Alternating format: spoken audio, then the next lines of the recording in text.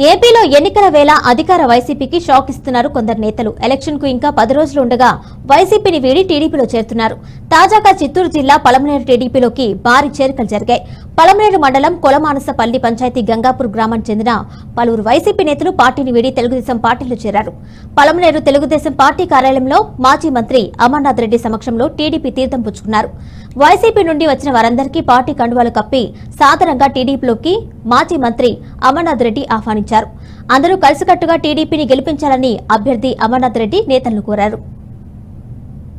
ముఖ్యంగా వడ్డెర కులస్తులు కీర్తి నందమూరి తారక రామారావు గారు పార్టీ పెట్టిన నాటి నుంచి తెలుగుదేశం పార్టీకి వెన్నంటి ఉండి తెలుగుదేశం పార్టీకి బలాన్ని ఇచ్చి ఈ రోజు తెలుగుదేశం పార్టీ ఈ రాష్ట్రంలో నిలబడతా ఉందంటే ముఖ్యంగా వడ్డెర కులస్తులు ఆనాటి నుంచి కూడా వెన్నంటి ఉన్నటువంటి సందర్భాన్ని కూడా ఒకసారి గుర్తు చేస్తా ఉన్నా.